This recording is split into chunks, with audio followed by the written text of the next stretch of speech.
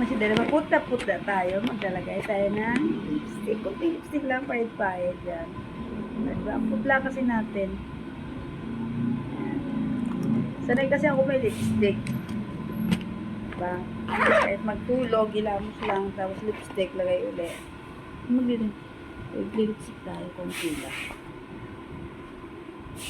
Daliri lang, daliri gamit.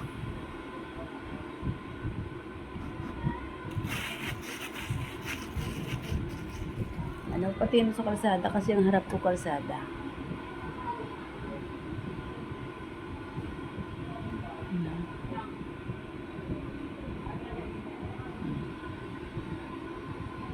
Hindi naman ako nag-ano, lang, lipstick lang.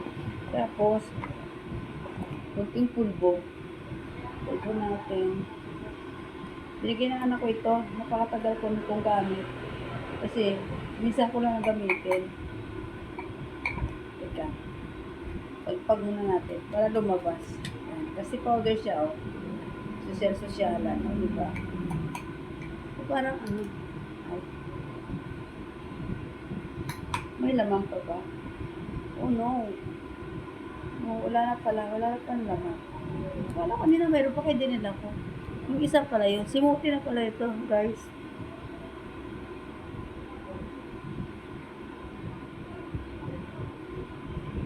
O, diba? Bigyan lang ng pulbo. Kaya ng pulbo pa din natatapon. Itatabi ko lang. Kahit wala na siyang laman. Diba?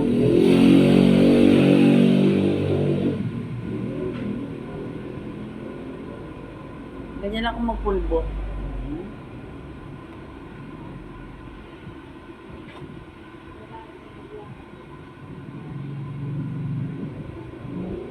Pansin nyo guys, magkaiba ang buko dito ha. Kasi tinatry ko lang mag-bleach. O, diba? Kasi nagkukulay kami ng bukong bleach at saka nagre-ribbon. Yan. Tinatry ko lang sa hair ko. Kaya tayo dito magkaiba o see.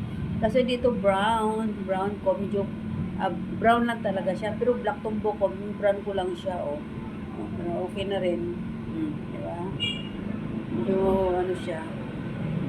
Diba? Kasi ito, yung hanghang o, diba? Mas light siya, yellow, parang yellow gold. Wala ka mang gold at isang buhok mo may gold, o diba, ha? Ay, naku, wala tayong magawa na. Nagkakape na rin ako, guys. Ito ang last video kasi ako kumain ng kanin. At medyo sexy na nga ako. Dating healthy ko, yan.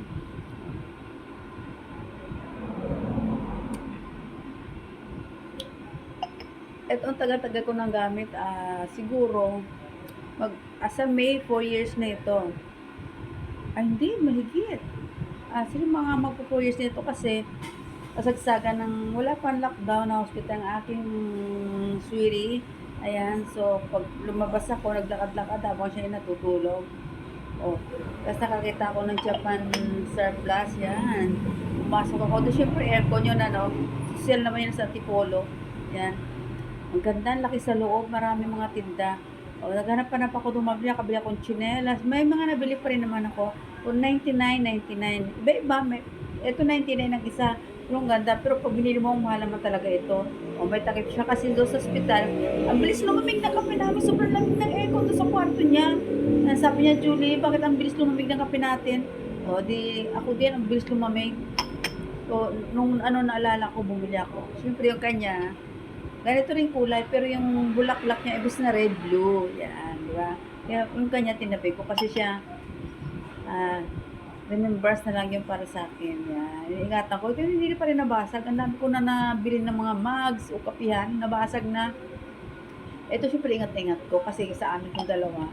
Yan, di ba? Couples. Ayan, di ba? Partner. Ayan, nilingatan ko yung sa kanya. Minsan, ginagamit ng anak ko. Ayan, pero paggamit ko rin syempre.